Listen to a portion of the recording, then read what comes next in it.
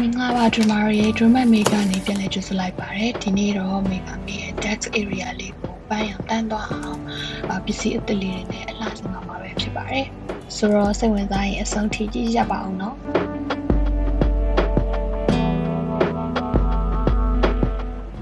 Mouse only name, Miro laptop was stick a lady capture last May. Here, stick a titly care a puchai no laptop, a G so in me show the look as I look. Daily ပဲကပ်ဖြစ်တယ်ပေါ့နော်ဒီမှာတော့မေက nail sticker တေးသေးလေးတွေကိုသုံးထားတာပဲဖြစ်ပါတယ်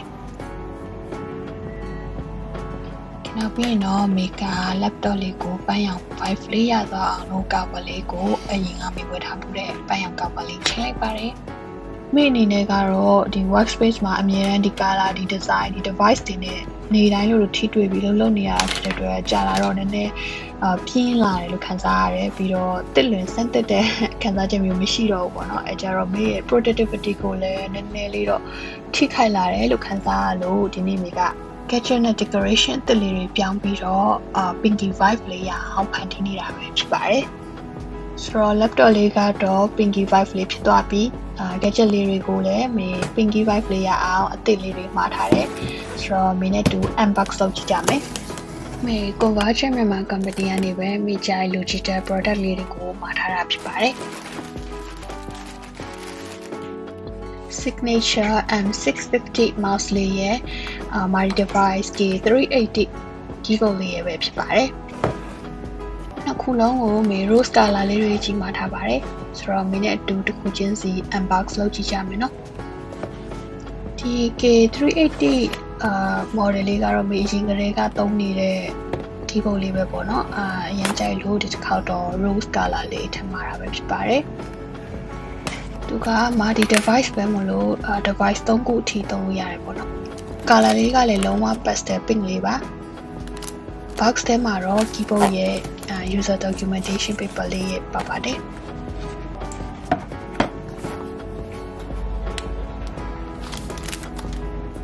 keyboard ရဲ့နောက်ဘက်မှာတော့ instruction စာလေးတွေပါပါတယ်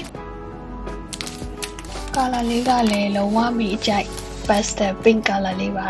ရမ်းဟုတ်လာပါတယ်မေသုံးကြည့်ဖို့ရင်ခုန်နေပါပြီ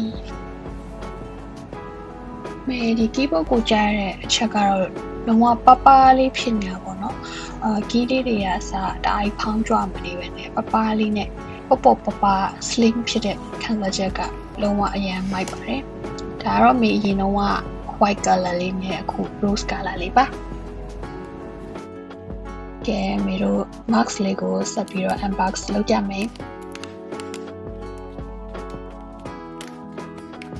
ထဲမှာတော့ instruction စာရွက်လေးရဲ့ user documentation စာရွက်လေးရဲ့ပါပါတယ်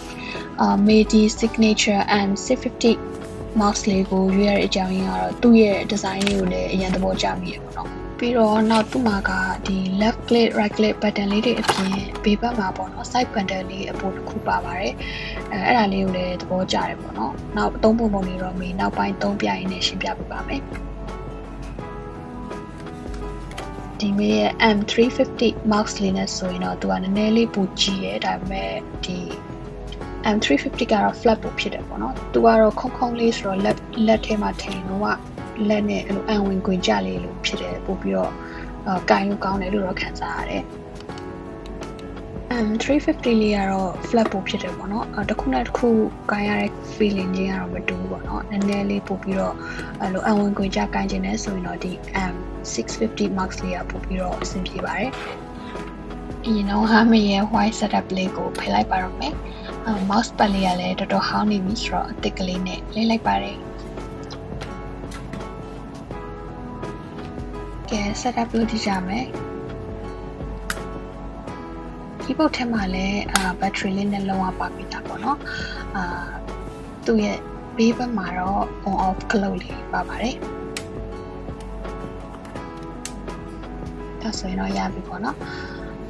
mouse လေးမှာလည်းသူကအထဲမှာ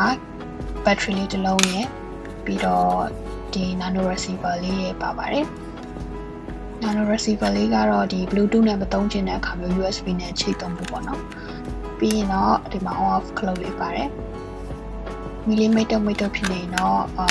surgical ဖြစ်နေပေါ့နော် ဒါဆိုရင်တော့မေတို့က laptop မှာdevice လေးတွေရှာပြီးတော့ connect လုပ်လိုက်ရပါပြီkeyboard လေးက multi device ဖြစ်တာမို့ device 3ခုအထိချိလို့ရတယ်ပေါ့နော်ခုမေကတော့ number 1ကို setup လုပ်မှာဖြစ်တဲ့အတွက်ကြောင့် F1 key လေးကို3 seconds လောက်ဖိထားလိုက်တဲ့ဆိုရင်သူကမိတ်တုံနဲ့ searchable ဖြစ်သွားပြီပေါ့နော် connected ဖြစ်သွားပြီဆိုတော့မေတို့ typing လေးစမ်းကြည့်ကြမယ် keyboard လေးကလုံးဝ slim and minimalist ဖြစ်တယ်ပေါ့နော်အရောင်လေးရောdesign လေးရောမေအရင်ကသဘောကျပါတယ် multi device ဖြစ်တာမို့ကွန်ပျူတာအပြင်တခြား tablet တွေပါ join ပြီးတော့သုံးလို့ရတာမို့တစ်ခုတည်းနဲ့တော်တော်လေးကိုအဆင်ပြေတယ်ပေါ့နော်မေတို့ဒီ keyboard ကလေးကိုအပြင်တည်သွားတယ်လားပေါ့နော်အပြင်မှာအလုပ်ရှိလို့တည်သွားချင်တာမျိုးဆိုရင်လည်းပေါ့ပနဲ့တည်ရလွယ်တဲ့ size လေးဖြစ်တဲ့အတွက်ကြောင့်မလို့တော်တော်လေးကိုအဆင်ပြေပါတယ်ဒီ mouse ပြဆိုရင်လည်းဒီ upgrade လုပ်ထားတဲ့ဒီ smart wheel ကိုသုံးထားဖြစ်တဲ့ကြောင့်မေတို့ scrolling လုပ်တဲ့အခါမှာအရန်ကိုပေါ့တွတ်လက်နဲ့အတန်ငြင်းလေးနဲ့ပေါ့နော် screen လောက်ရတဲ့ feeling လေးအရန်ကိုမိုက်ပါတယ်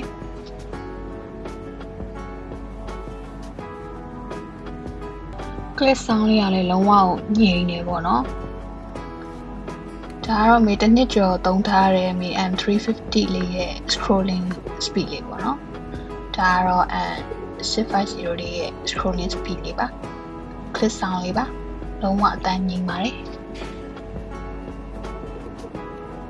side button click sound လေးကတော့နည်းနည်းလေး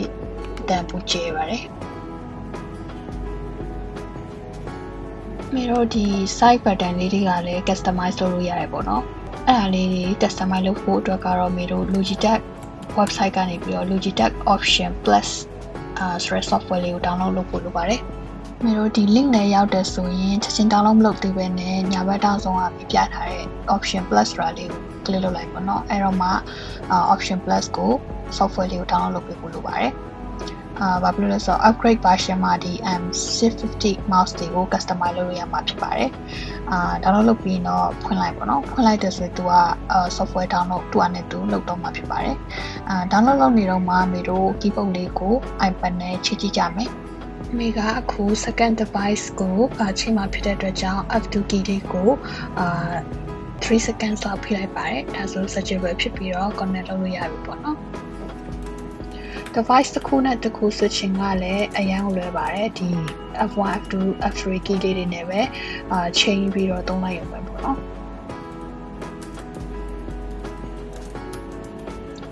typing လုပ်ရတာလည်းအရင်တက်တာရှိပါတယ်မြန်မာစာ typing လည်းအဆင်ပြေတယ်ပေါ့နော်ဆိုတော့မိရဲ့ typing ASMR လေးကိုနားထောင်ကြည့်ကြပါဦးနော်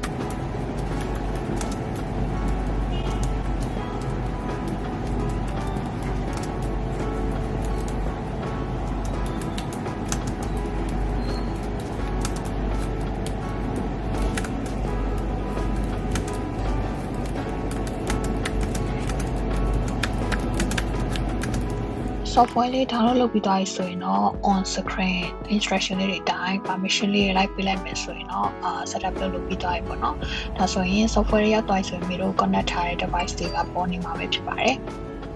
ဒီ keyboard မှာဆိုရင်မေတို့က F3 ပေးနာပေါ့နော်function key ၄ခုလောက်ကမေတို့ customize လုပ်လို့ရမှာပဲဖြစ်ပါတယ်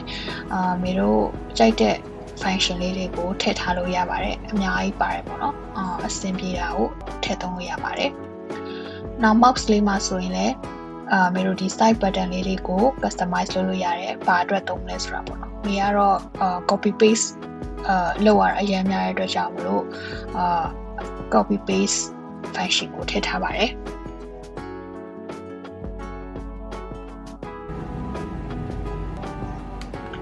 ဆိုတော့ဒီမှာမေ copy လုပ်ချင်တဲ့ဟာလေးကို select လုပ်ပြီးတော့အောက်က button လေးကိုနှိပ်တယ်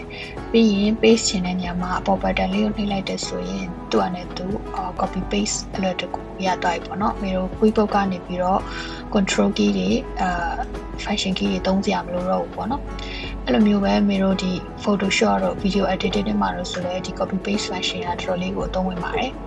အဲကြောင့်မိအတွက်ကတော့အဆင်ပြေဆုံးပဲပေါ့နော် ဆိုတော့ copy paste တွေမှမဟုတ်ဘူးเนาะ cut and paste လုပ်မလားကြိုက်တဲ့ function ထည့်ပြီးတော့သုံးလို့ရတာဖြစ်တဲ့အတွက်အမေတို့လုပ်တဲ့အခါမှာအချိန်ကုန်လဲနည်းနည်းတက်တာသွားတယ်ပြီးတော့ keyboard ကိုလည်းမသုံးဘဲနဲ့ mouse နဲ့နေမယ်